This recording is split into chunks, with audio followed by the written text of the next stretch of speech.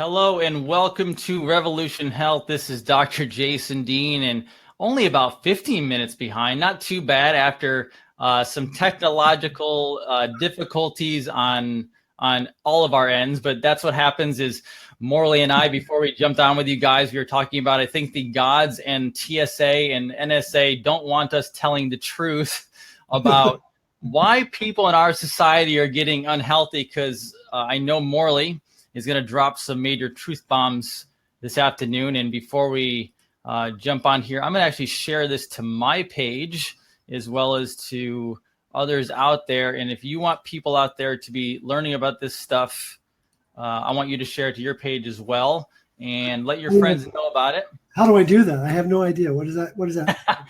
You can go on your website or your the Revolution Health page. You can actually share it out to your page too. There's a share button below that. There's a share button. Share button below that. And if not, I'm sure our followers who are listening right now are going to be more than happy to do that for you as well. Yeah. Patrick, would you mind doing that? Yes, Patrick, go ahead and grab that, and I'll do it on my end. But welcome to Revolution Health. This is Dr. Jason Dean, and today I am joined by a great individual. Also, I live in a world where I don't have one mentor. I have many mentors, and Morley M. Robbins is the Magnesium Man. He is the head of the Magnesium Advocacy Group on Facebook, which has a massive following. And I would consider him one of my mentors because, as I was saying before we jumped on today live, a little bit late, but still on, is we use his work technically every day in the office. I mean, from a mineral standpoint. So as we jump on this, the whole key to what we're doing with this show is I literally, Morley, want to create a tidal wave of truth on health out to everyone. And this is the first time that I know of human civilization that we've had a medium like this to where we can spread this information for free, not to just my people in my practice or people in your practice, but literally to the globe via social media. And so that's what I want to do. And I want to get started off. First of all, it's an honor to talk to you. It's an honor to work with you and speak with you, and to be able to get value out to not only your fans, but my fans and everybody out there. So thank you so much for that and the work you do. Sure. Yes. And first thing I want to show you and show the fans out there is give them a little background on your story, maybe where you practice and how you kind of get caught up in this whole magnesium and mineral deficiency situation we have in this country. Yeah, I have a interesting background. You get a little feedback there? I'm okay. It's a good. Okay. No, I had intentions of being a physician. I wanted to go to medical school. So I refer to myself as a pre-med retread.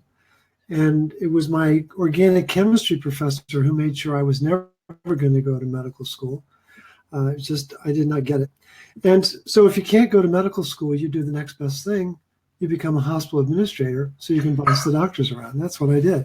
So I was in hospitals for 12 years and then worked as a consultant for 20 years and was on aluminum tubes most of that 20 years, flying hither and yon and pulling a suitcase behind my back, and developed frozen shoulder. And I couldn't pick my hand above my waist. I mean, I was miserable. I couldn't sleep. And so I went to a health food store north of Chicago many years ago, almost 10 years ago now, and was explaining my plight. And they said, well, you need to go see Dr. Liz. And I went, ooh, I don't do witchcraft. That's when you hear a doctor, the first name, you get really nervous, right? Sure. And so I said, well, I'll just buy some supplements. And I bought supplements, and I suffered for 2 more months and went back. And I said, look, you must have something stronger. And the owner of the supplement company or the health food store looked me in the eye. She said, Morley, we love you. Go see Dr. Liz. And so with my tail between my legs, I went and went to see Dr. Liz. Well, she wasn't just a chiropractor. She's a very successful chiropractor in Chicago, but she practiced, yeah, exactly. She did what's called network chiropractic room that had 9 tables, 9 clients, and she was healing a network of clients through her touch. And it was I mean, it's like, oh my God, my mind was being blown as I walked into the treatment room. And within 2 sessions, I had full rotation and mobility.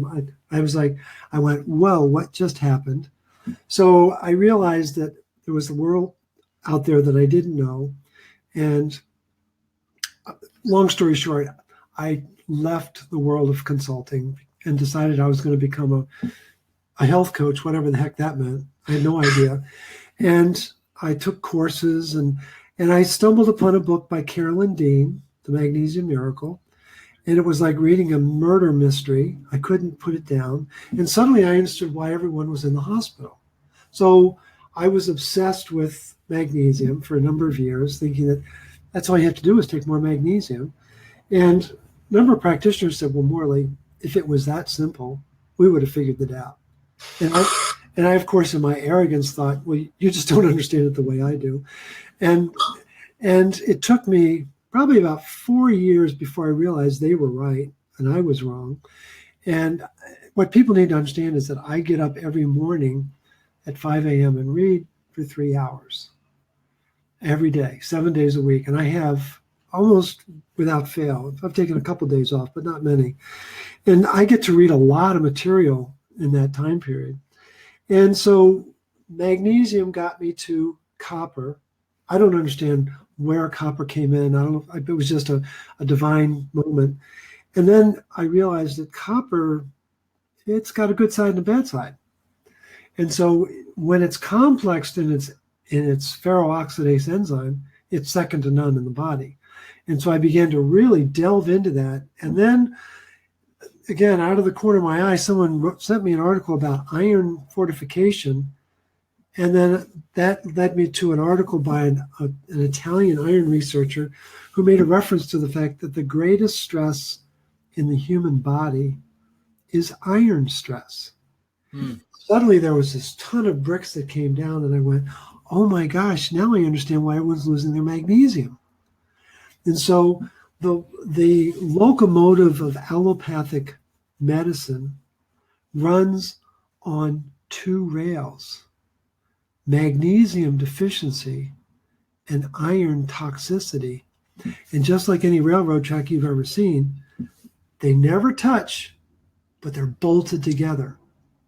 And there are no iron researchers that'll talk about magnesium, and there's no magnesium researchers that'll talk about iron. Why? Because they value their life too much. But they are inexplicably intertwined in terms of the physiology of the human body. And that's something that didn't really make sense to me until about 4 years ago. And that's been my passion now. I started the Facebook group about 5 years ago, and it was about a year and a half into that journey that I started to nibble at this. And then certainly the last 3 years have been this intensive dive into the demonic world of iron and the confusion that ensues. And what I've concluded after reading thousands of articles, there's 2 sentences that you'll read regularly in the literature. One, we don't seem to understand how this iron metabolism works. Really? Okay. You don't understand. All right. And then the second is, with increasing frequency, people are getting genetic mutations, but we don't understand why. Exactly. And I'm like, are you serious? So what I've concluded is that the reason why they can't answer either of those issues is because they refuse to accept the physiology of bioavailable copper. And so when you understand what copper does inside the body, it's a oh my God moment. And so people on this call, listeners, have been to restaurants, and every restaurant has waiters. And what are the waiters doing? They're carrying food, right? Well, who's the waiter in the human body? It's called hemoglobin. And it's got iron carrying oxygen. But no one has ever told us that there's this guy back in the kitchen called the chef who's activating the oxygen inside the mitochondria so we can actually work with it. And so all of the spotlights are on iron. Oh, we can't live without iron. We need it for the DNA. We need it for this and that. Oh my God. And there's silence about the fact that the chef of the cell is nothing if it's not present. And it's absolutely, it's that clear. And so what regulates iron? It's bioavailable copper. What causes gene mutations? Lack of bioavailable copper. End of story. We could stop the interview right now, but I know you don't want to do that. Well, that's tremendous value because people don't get that information. They don't know about it. And you see, as well as I know I see, is people are inundated today with different types of iron constantly, or they're given the completely wrong thing, and magnesium isn't even given. I mean, one of the things that I've noticed in being in your group for a long period of time now is obviously there's a lot of followers to what you're saying, and a lot of people are asking questions, which means there's obviously a major problem there, or people wouldn't be going for that specific mineral. And so the one thing I've noticed with you is, like a lot of people in our world, whether doctors or not, is your knowledge and experience of the physiology of the human body is far deeper than anybody out there in the medicine world for the most part. And people are coming to you because they're experiencing these things. They don't know where it's coming from, and they don't get answers because no one understands the physiology behind what's happening. And that you can actually say, oh, copper is a toxicity. I mean, talk a little bit more on that, because most people are going to think if it's a mineral, they have to have it right away. And they don't understand the toxicity behind what you're saying. So elaborate a little bit more on that for me. Sure. First off, I want to make sure that no one ever gets to see my college transcript, because it's like they'd say, how does this guy even know how to spell iron, much less talk about it? But this is a late in life epiphany. I don't know where all this knowledge is coming from, or my capacity to retain it is very, very much a blessing. But the confusion around copper is, again, 95% of the copper is supposed to be in a protein that's called ceruloplasmin. And when Holmberg and Laurel, two Swedish physiologists, discovered it in 1948, they thought they had discovered the Holy Grail. They were reverential in its discovery. And Big Pharma has been trying to demonize it ever since. And they've been doing a pretty darn good job. But the thing is, ceruloplasmin is Jekyll Hyde. When ceruloplasmin is properly complexed with its copper, it is able to oxidize ferrous iron and turn it into ferric iron, which is a very important thing to happen, because only ferric iron, that's a 3+ valence, can be bound to proteins. And that's what you want. You want iron bound. And if it can't get bound, it creates chaos. That's why I call it's the Ferris wheel, Ferrous. But the point is, when it's Dr. Jekyll, it's doing its work through an enzyme called ferroxidase. And what I learned early on is that anytime you see the word oxidase in an enzyme, it means it requires copper. Oxidases don't work without copper. Why? Because an oxidase is activating oxygen to make that enzyme work. That's one of the cardinal rules of enzymes. What happens is, under stress, particularly under inflammatory stress, there are certain elements like hydrogen peroxide, peroxynitrate, which is when nitric oxide mixes with superoxide, they become oh no, and that tweaks the protein, the ceruloplasmin protein, at a tyrosine that opens up a hatch door, and the copper start to leak out.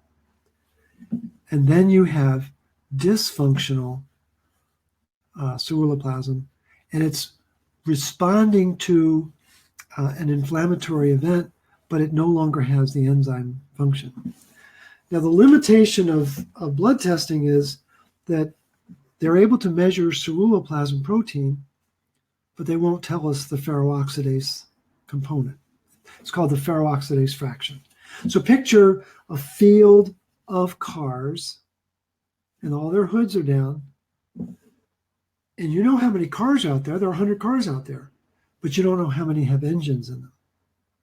And so in the research studies, they always will study the ferroxidase fraction of the mice and the rats, but they won't do the two-legged rats, you and me. And so that privileged information is kept secret.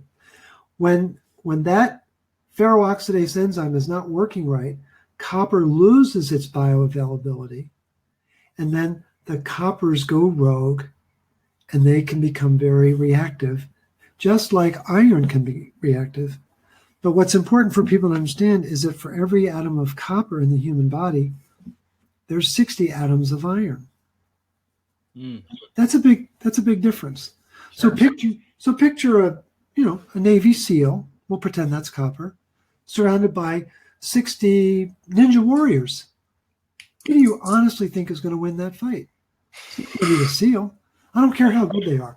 And so the literature is overwhelmingly pointing at the copper's the bad guy. We know it's the bad guy. It's terrible. And the minute you step out of the world of allopathic medicine into alternative, oh my gosh, it's copper toxicity. Oh, it's causing all the problems of the world. And that started with a guy named Carl Pfeiffer was the guy who started that insanity. And he was a protege of a psychiatrist. And my mind's blanking on me right now, but I'll think of it in a minute. But he was a Canadian psychiatrist who knew how important ceruloplasmin was and the ferroxidase fraction. But his protege turned the focus and made copper into the bad guy. And then that guy influenced the thinking of a guy named Bill Walsh. And then the rest is history, because Bill Walsh has trained thousands and thousands of practitioners to believe in something called pyroluria. Oh, don't you know it's pyroluria? Not knowing, or not apparently knowing, that there are 8 enzymes to make heme. The first and the last 3 take place inside the mitochondria, and they require bioavailable copper. And so if you the mitochondria. Yeah. And so if you have if you have pyro or cryptopyroles, then you don't have bioavailable copper. And the most important enzyme in that process, it isn't the first one they always talk about is the rate limiting, but it's actually the last enzyme. It's called ferrochelatase, which is it's a crane, and there's a crane operator that drops an atom of iron into the heme, into the pyrrole, into the structure. And the crane operator turns out it's bioavailable copper. And so ferrochelatase does not work without copper. And it's the funny thing about it is, where did I learn about all this? On Albert Mentz's, who's a protege of Bill Walsh, talked about, pyrroles are caused by oxidative stress. And I went, gee, let's see, what causes oxidative stress? It's called unbound iron. Why would it be unbound? It must be because there's not bioavailable copper. And I pieced all this together in like a nanosecond, and I'm like, are you guys serious? And the people all over the world are drowning in zinc and B6, not knowing that they're missing copper. So here are the statistics. It's real important for people to have a sense of this. For a healthy human being, you need 90 milligrams of copper. You need about 5,000 milligrams of iron, and you need about 25,000 milligrams of magnesium. So big differences between those 3. Wow. Now I have a question for you. Yeah. Going back almost to the beginning here from a root cause standpoint. Now, some of the things obviously I think you see as well as others, when these deficiencies start, because we're talking about, I think it's pretty common now, everyone knows, I know you know, we have a major deficiency epidemic. I mean, literally, we know it's American, definitely, but we also know it's becoming global. Now, how does stress impact on the body? And obviously stress is a very umbrella term, but tell me how stress is impacting on this, as well as obviously we have one of the worst food systems now imaginable. Give me some background on how those 2 aspects, and when I say stress, it's an umbrella, so go wherever you want to with that, along with the human frame and what we've started to put in it, and how those 2 things are radically affecting not only the research you've seen, but just everyday people and from a magnesium, copper, zinc standpoint. Yeah, no, it's a very important aspect.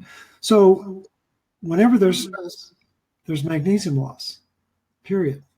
I mean, it's the first mineral to leave. And that's very well chronicled in the literature. Mildred Seelig, Burton and Bella Altura, Jean Durlock. I mean, there's some greats who've been studying this for a long, long time. And so the minute there's stress, it doesn't matter what kind of stress, there's going to be magnesium loss. And you can break stress into physical stressors, environmental stressors, emotional stressors, and then there's some other factors that you can contribute. But even within those four broad categories, it obviously splinters out into a lot of different components. I think what's unique in the modern era is we have a horrific food system, certainly in North America. Without a doubt. Without a doubt. Between the farming practices and the food processing practices and the food additives, it's a miracle us two-legged cockroaches are still around. and the thing is that I firmly believe that there's a hierarchy to these minerals. There are 84 minerals in seawater. There's 18 essential minerals, but there are only 3 that I focus on. And you've got magnesium, bioavailable copper, and iron. And they are in a pitched battle inside the body. And when there's stress, you have to understand that there's a physiological aspect to that stress. And it goes back to that Italian iron researcher saying the greatest stress to the human body is iron stress. And what he was really referring to was oxidative stress. And so 2/3 of our body is oxygen. Okay? It's a lot of oxygen. Now, I guess a fair amount of it's complex in water, obviously, but there's a lot of 2/3 of our body is oxygen. It's kind of hard to believe that, but it is. And oxygen is easily tweaked, and it becomes altered with electrons. And so oxygen becomes superoxide. It's actually not super, it's hyperoxide. It's an activated form of oxygen. Then it becomes hydrogen peroxide, and then it becomes the hydroxyl radical. And the hydroxyl radical is the most destructive biomolecule on the planet, and that's what causes the lipid peroxidation, the protein carbonylation. That's when the proteins get all screwed up, and then the mutations to the nucleus and to the mitochondria. What most people don't know is that there's 15 to 100 times more mutations to mitochondrial genes than there are to nuclear genes. All of our focus is on, MTHFR as if that ruled the world. And in fact, they're completely ignoring the fact that the mitochondria is just, it's being challenged every day. But the thing is, the stress is relentless, and it's been that way since time began. And so you have oxidative stress it's produced by the pathogens, but it's also produced by our immune system to try to kill the pathogens, right? Yep. But then you've also got, when you have iron fortification, you have this unbelievable field of iron in the body interacting with that oxygen thingy, and suddenly you've got all this oxidative stress. Well, there's another whole dimension of what's called antioxidant enzymes. Now, we've all been trained about antioxidant, vitamins. Oh, vitamin A and vitamin C and vitamin E, and those are really important. And those are nothing compared to ferroxidase enzyme, superoxide dismutase, catalase, glutathione peroxidase, and paraoxidase, which is what hangs out inside HDL. That's why HDL is so important. It's got an antioxidant enzyme that neutralizes the chaos of the hemine in the LDL. Wouldn't that be nice to know? Gosh, why didn't they tell us that? Oh, we have good cholesterol and bad cholesterol. Let's pat us on the head and say, you don't need to know the details. Well, Sure. actually, we do, because what we're talking about, Jason, should be taught in two locations: kindergarten and medical school. And the more you do it in the former, the less you need of the latter. I 100%. Yeah. What we're teaching our kids today, I'm not even going to go into that. But what we're not teaching them, the things that you just talked about, that amongst other things, is why we're going downhill so fast. Well, yeah, and I've got clients who have kids who are learning this, and they're questioning their doctors about these enzymes. It's pretty funny. That's and fantastic. The doctor's like, "What? What are you talking about?" Absolutely. Now, what is the sugar done? What is the process refined sugar done to this very sensitive balance in the body? Because we're talking about stress. What is the process refined carbohydrates done that you've seen personally? Nothing. It hasn't done anything.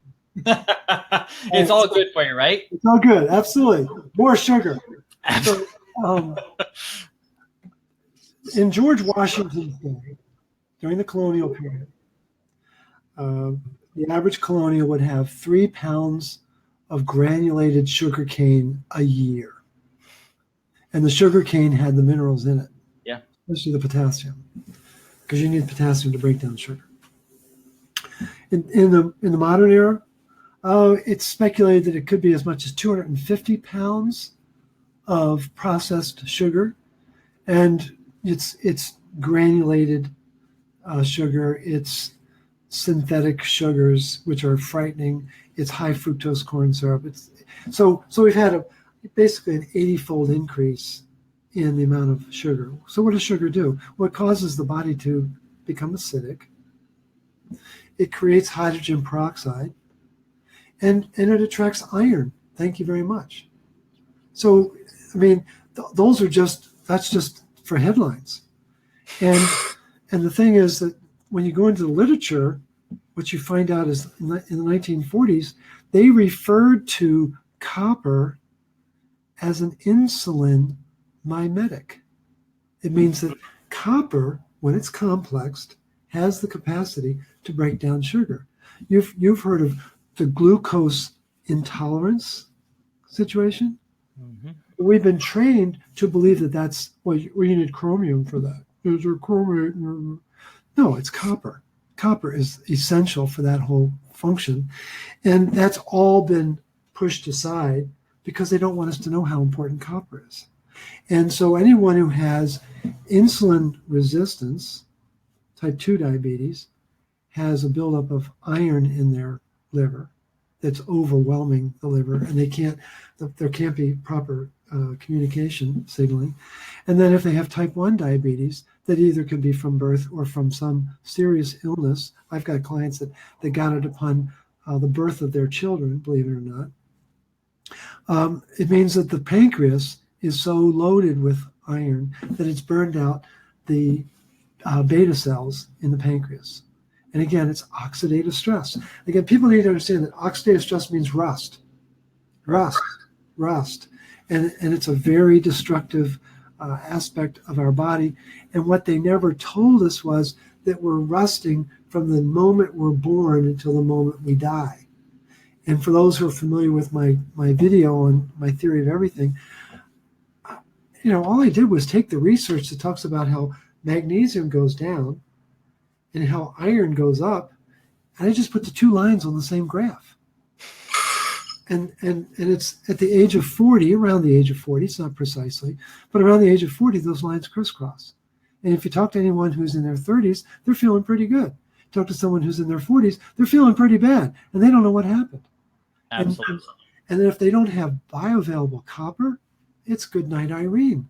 And the thing is, the challenge is to get people to understand the importance of just these three minerals alone, but then it starts to bother people because they're thinking, well then why do we have all these other things to worry about? And that's part of the challenge of the root cause protocol, is to get people to simplify their understanding of first of all, what the problem is, but more importantly, what the answer is. Absolutely. And I'm going to go into the root cause protocol before we end this today. One of the things I want to dive in as well, not only because I get questions on it all the time, but there's actually some questions coming in on it.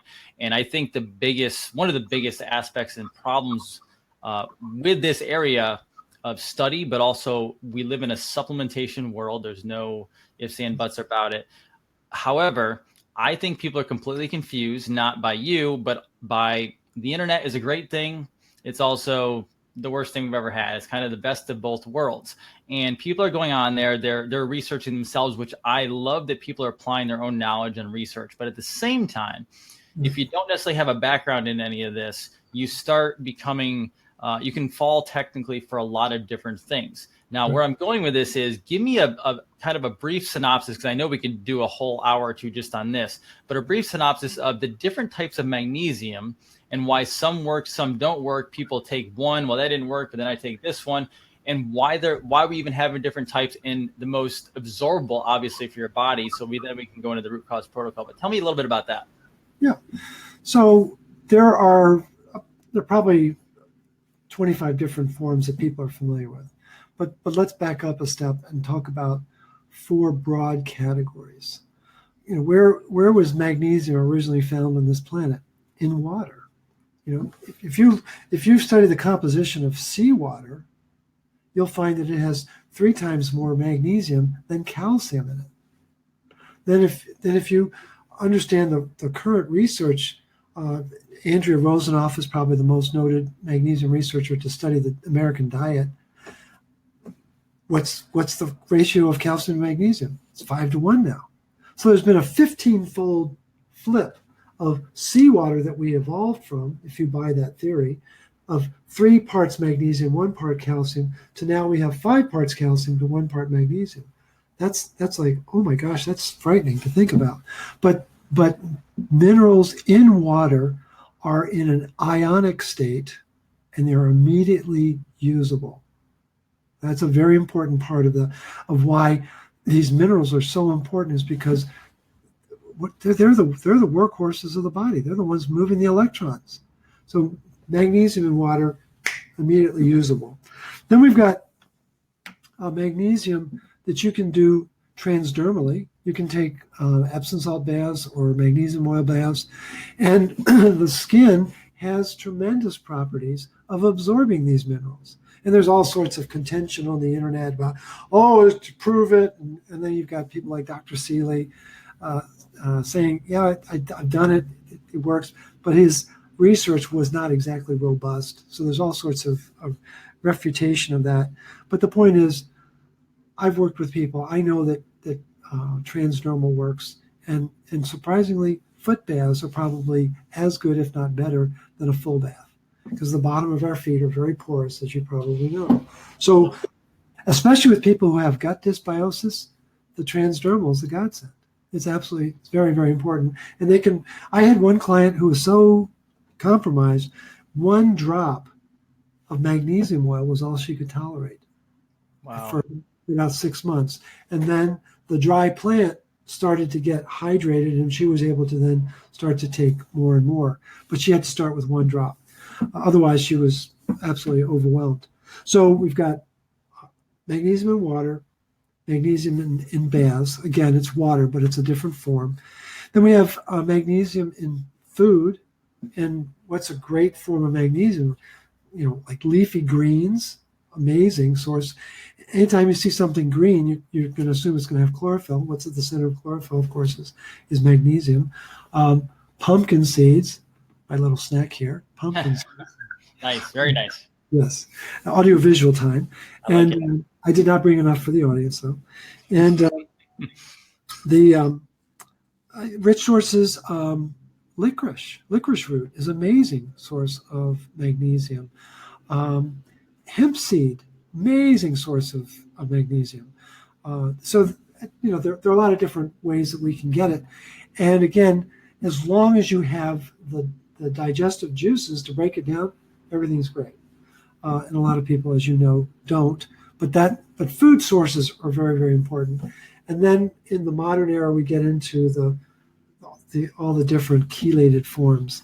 A lot of confusion. The 2 forms that I work with the most and have had the best results with are magnesium malate and magnesium glycinate. And I find that about 80% of the people I work with have success with one of those. Again, the malate is particularly effective for muscles, and people with a lot of people find that if they have sleep issues, that the glycinate for some reason seems to calm them down. The one caveat for that is that people who've had issues with benzodiazepines, who've had anxiety issues, do not do well with the glycinate. And there's a long explanation for why, but the bottom line is that's probably not the best form. Other forms that people can use are magnesium taurate. It's particularly good for the ticker because the taurine molecule has a particular affinity for the heart muscle. Magnesium gluconate, another very effective form.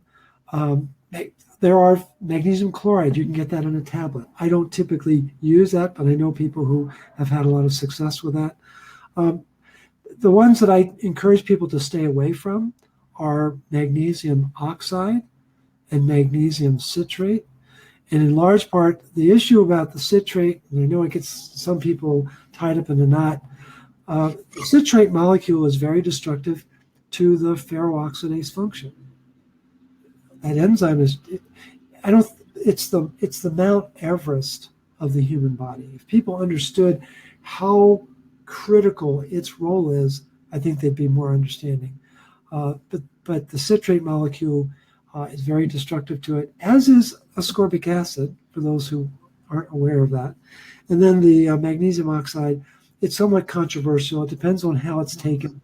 But for the most part, it has a very low absorption rate. The reason why I prefer the malate and the glycinate is they have about an 80% absorption rate. And so that what we're looking for is to make change in people's bodies so they can begin to feel better, lower their stress profile, stop the magnesium burn rate, which is another way of saying stress, and just begin to bring a little bit more harmony back into their body. Absolutely. Well, I already started my superfoods list for the health food store of all those foods you named. So I'm gonna write those down so I can go shop for those. I hope everyone else is doing the same thing. Right. And I want you just to give a little overview. I know people are going to be diving in and probably contacting you as well as me after this, but just an overview on the root cause protocol, on the fact that you've basically developed in knowing how this all works. But just give me a bit of a synopsis and overview. Sure. Let me back up just a step. People need to understand the complexity of this molecule we're talking about. When we say ceruloplasmin or it's ferroxidase enzyme, those are just words that go in one ear and out the other. So most people know what insulin is. Insulin has 25 amino acids and no minerals. But it's a very powerful chemical in the body, as we all know. To put it in perspective, the ceruloplasmin protein has 1,046 amino acids with 8 copper atoms. The modern literature will tell you it's only 6, but when it was first discovered, and for the first 30 years of its discovery, it was 8 atoms. We can have an entire conversation about where did those 2 atoms go, but 8 copper atoms surrounding a dioxygen molecule. It's not an enzyme. It's a nuclear reactor. And so people need to understand that what drove the initial formation of the root cause protocol was it was reading an article by Ray Peat, who's a famous lipidologist, and I have a real torturous love-hate relationship with Dr. Peat because he's brilliant, and then he tells people to go out and eat 6,000 calories of ice cream, and I don't get that at all. But in one of his articles, he said, to his knowledge, there's never been a diet based on building ceruloplasmin. And I read that and I thought, that's a really cool idea. Let's do that. And that was the origin. And I really want to make sure that people know that it was Dr. Peat who had this genius idea. I just said, well, let's tap into Mother Nature and see what she can do about that. And so then I started delving into, well, what do we have to stop and what do we have to start? And there's a whole series of stops. There's about a dozen stops. But the number one thing you got to stop is called hormone D or vitamin D. And it's absolute, in a supplemental form, it's absolute poison. And what's its opposite? It's called retinol. It's an antagonist. A and D are antagonists. I'm not sure people know that. And most people are lost in the world of dementia because they're like, oh, my D is so low and I need more of it. And they're like, no, you don't. And the thing is, the retinol plays two roles. It's the backbone of the structure of ceruloplasmin. But what I learned just last week, I mean, this is like, I've been reading articles about ceruloplasmin for 3.5 years. And just last week I learned that in fact it's retinoic acid that makes sure that the coppers get inside that protein. That's a big deal. So let's talk about the inverse of that. Do you think that its antagonist would make sure that the coppers don't get into that protein? Wouldn't that be a reasonable conclusion to draw? That in fact, this obsession that we have worldwide for hormone D is in fact the very mechanism for preventing the elegance and operation and function of that antioxidant enzyme? I mean, call me crazy, but I think that's a very realistic conclusion. Far too logical in your thinking, sir. I know. I could, I'll go out on a limb a little bit later, but you've got to stop the D. You've got to stop iron supplements. You've got to stop ascorbic acid. You got to stop zinc. Zinc it's one of the most misunderstood minerals. It's more structural than anything. It's not a catalytic enzyme the way it's been described, and it binds up. It initiates the formation of a protein called metallothionein, which binds up copper 1,000 times stronger than it binds up zinc. So yeah, that's why pyroluria is such a problem. When people are taking zinc, they're destroying their ability to make ceruloplasmin in its ferrooxidase form.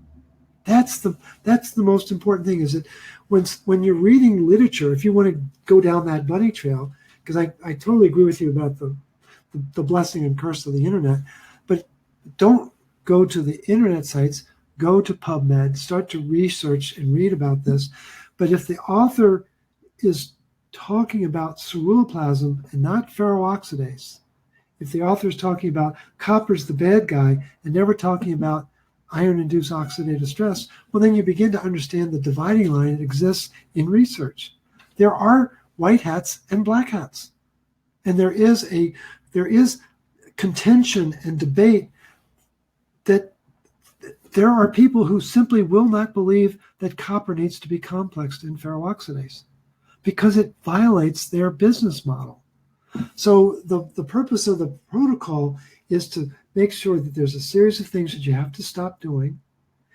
One of them that I would add, having been to a conference in Chicago at the Forum for Integrative Medicine, Stephanie Seneff was there. Amazing woman. I had an opportunity to have breakfast with her and a few other attendees.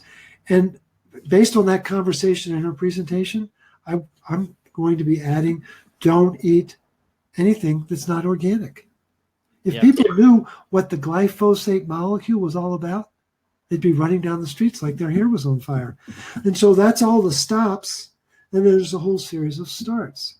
And so cod liver oil is a very bioavailable form of retinol and a whisper of D. I'm not trying to be a Luddite about D. It's just don't ever take it in a supplemental form in isolation away from a retinol.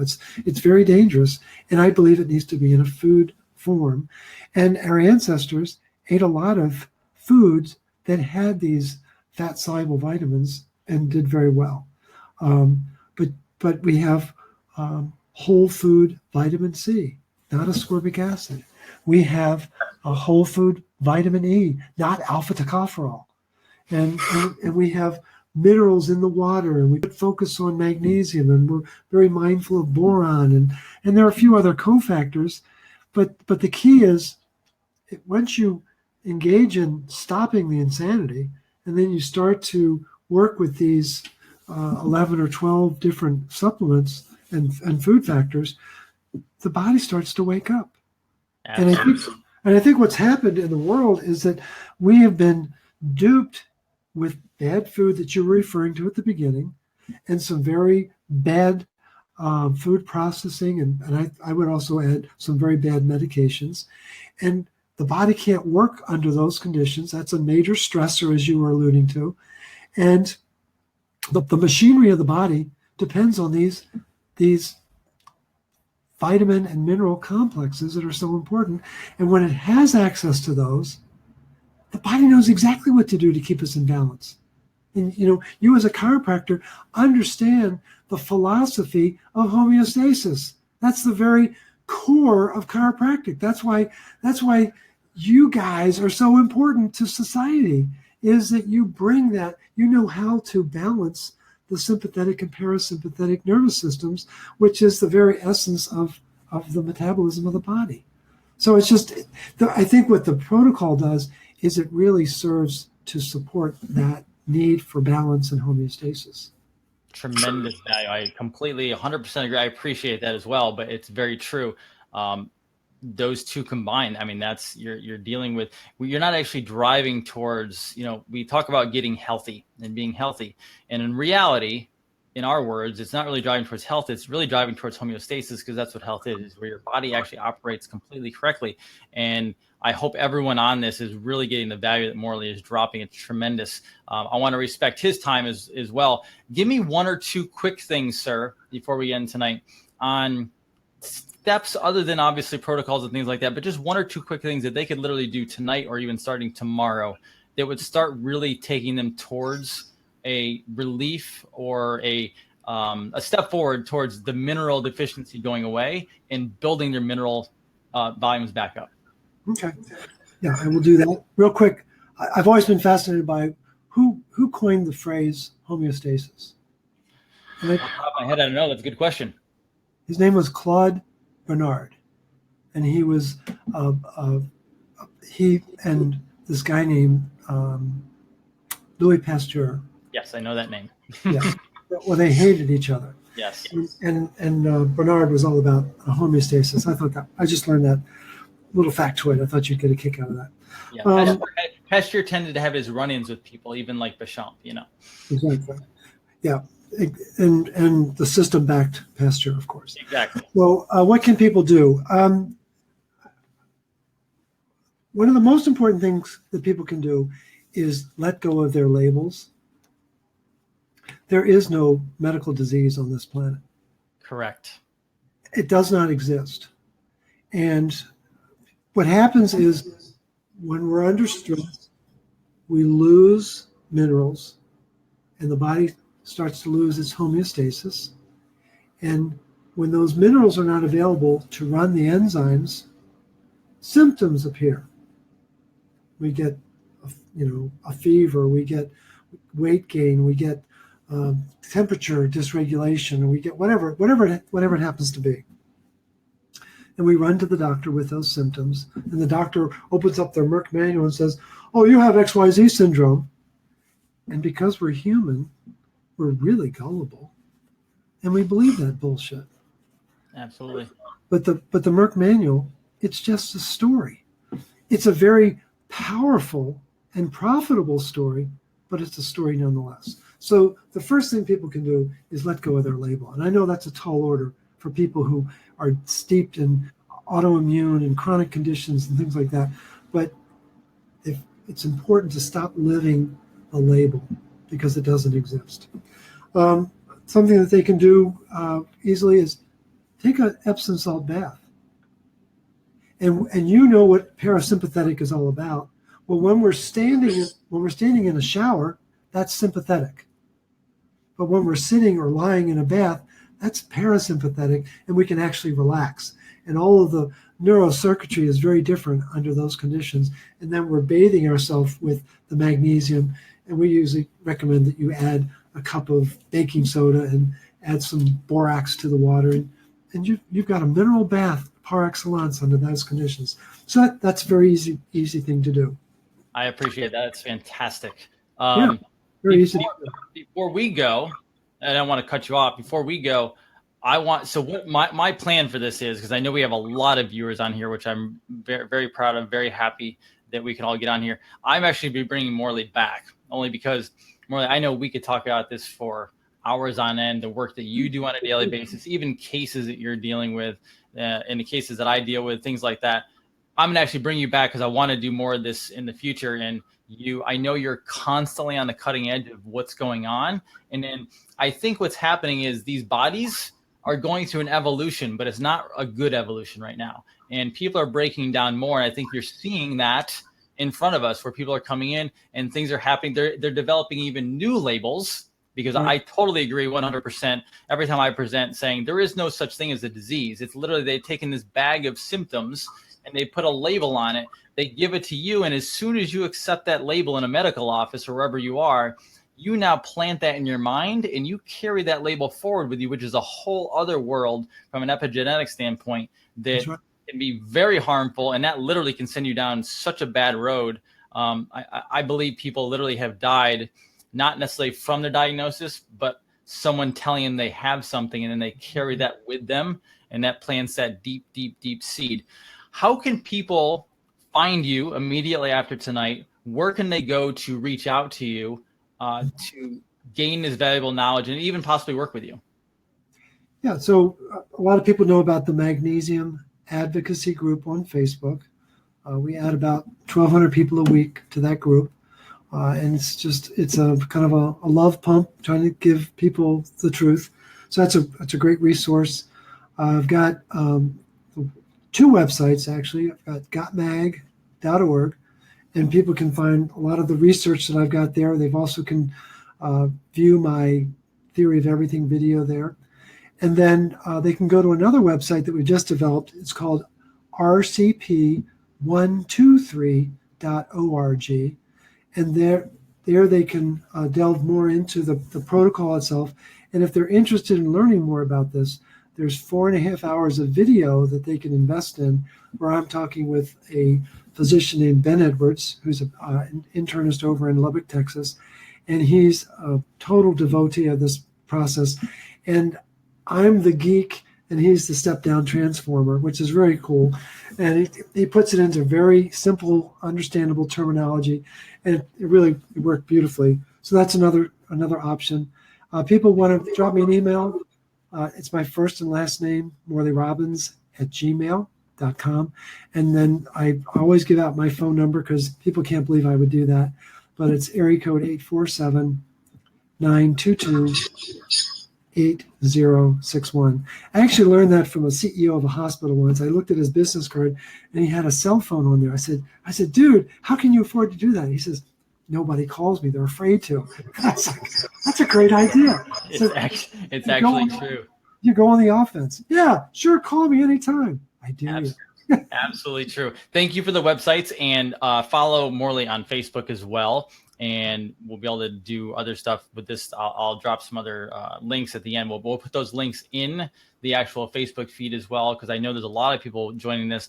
And I also get a lot of people saying that they didn't see the very beginning of this. So we're going to get all that information out to you so you can actually go talk to Morley yourself. If you want to talk to me, that's fine as well. Either one of us, and I can always push people over to Morley. He's a great guy. But, sir, I truly appreciate everything, again, what you've done, your research, your work. Honored. Again, I consider you a mentor in the work you're doing, because just the thing you're doing alone, just working from a mineral standpoint. I mean, if you literally, you have a hospital background, you said, and if you literally took this into a hospital tomorrow, I truly believe things like this, like vitamin C, if you just added one thing to these patients who are coming into a hospital, you would eradicate having to have hospitals overnight, because people wouldn't be sick anymore, because you're just adding at least one thing back to their life that they're completely deficient in. So I really respect and appreciate everything you've done to not just help patients and the people on Facebook and everything else like that, but help humanity. So thank you so much for that. Well, I appreciate that. It's funny. My stock and trade when I was a consultant was helping to grow hospitals. And so now I flipped the switch, and now I'm working overtime to try to empty them. But I appreciate your remarks. I feel honored to do this work. This is a pinch me as a real moment. I'm doing my life's work. This is why I'm here, and why I'm up every morning and so excited to talk about these things. And I look forward to continuing the dialogue, because I think there's a lot more we can cover. And I know you have a ton of questions that we didn't get to. And so we might even want to we might even want to have a monster session, do a 2-hour session. Absolutely. And just really dig in on a couple topics, because I think the folks out there really value this kind of give and take, and would really look forward to some of the insights that I'm sure we would cover. Absolutely. I'm actually going to work with Morley behind the scenes. He doesn't even know this yet, but I'm going to work with him and find out if we can even pull off a bit of a regular schedule, because Revolution Health. So I do want you to go to Revolution Health Facebook page, like that, because I'm going to be posting some things from Morley as well, getting that stuff out there. This will be rebroadcast. This will also be rebroadcast on the podcast. So go to iTunes, go to Stitcher. You'll see that. We'll repost those links, and we're going to get this as more of a regular thing with Morley, because he is a wealth of knowledge, and I want to make sure we get all of it. And again, we could do 2 hours. We could do episodes. It's all awesome value. I appreciate that value. And the ultimate mission of Revolution Health is to literally, as we have this free medium right now, is to build this network so we can push out this wave of truth with folks like Morley and other health practitioners to really get this out there so that all of you can benefit from this and get value. And this is how we will literally change the healthcare paradigm in this country and flip from the sick care mindset to healthcare. So again, thank you so much, everyone, for watching. We'll get these posted. Morley, thank you again. I hope you all have a great night, and you guys take care, okay? Real quick. Yes, go for it. I want to thank Patrick Boyle for getting us connected. Yes. Absolutely. Patrick Boyle, get with him. He is awesome. He's actually doing some behind the scenes. No. He's not that awesome. He's a good guy, but he's not that awesome. Thank you again. We'll talk again later. You guys put your comments and links. We'll answer as many questions as we can, but I appreciate everyone joining tonight, and have a great night. Thank you so much. Take care. Bye-bye.